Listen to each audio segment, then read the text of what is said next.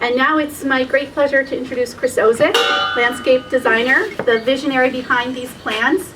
He's also the Associate Director of Urban Resources Initiative, URI, which collaborates with BL Forestry School. And he's also very much behind a lot of the motivational greening projects in New Haven. So Chris Ozyck.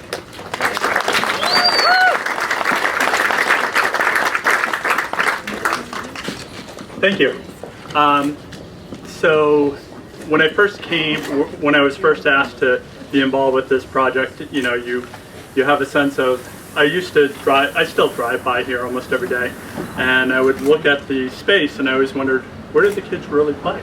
And then I got here and I went around the back and I saw everything and I was like, okay, this is starting to make some sense. But usually when you work on projects, any project, especially when you're dealing with any community, there's lots of different voices. And sometimes there's voices that are so powerful that they, you know, drown out the lesser people, you know, that don't have the capacity to express themselves. What was great about coming to this project was that the teachers had already organized and came up with sort of their wish list of everything that they wanted to see happen. And then the committee that we were working with were all just fantastic in terms of, you know, coming to the table, working together. The staff here was just fantastic. So this was like a dream job. When I first looked at it, I thought, this is, and I'll tell you why in a minute. But I thought this was going to be a really difficult one. And my wife said, "Are you sure you want to take this one on?" And I said, "Yes, I do."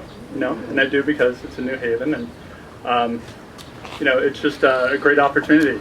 And part of that is I want to share with you a little story.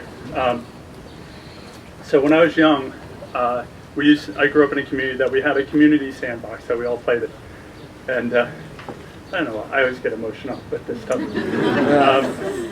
So one day we're all playing in the sandbox and we come across some money.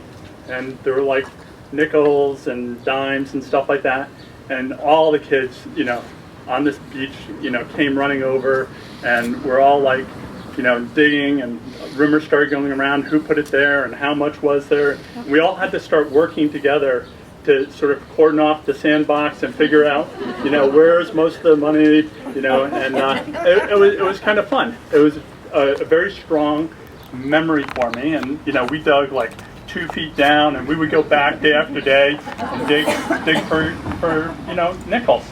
And it wasn't until I was probably post-college that somebody mentioned a phrase called sewing nickels into sandboxes. And it was like, oh, that's it. You know, and all of a sudden it was like a light bulb went off and I was like, yeah, you know, that's actually a phrase, it means something. But to me at the time, that was so magical. And it wasn't like, you know, Santa Claus isn't real type of thing, but it was more like, wow, somebody really thought to do that. They didn't tell anybody that they were doing that, and they probably sat, you know, far away and eventually watched the kids, and they may not have even seen, you know, the pandemonium that was created by that.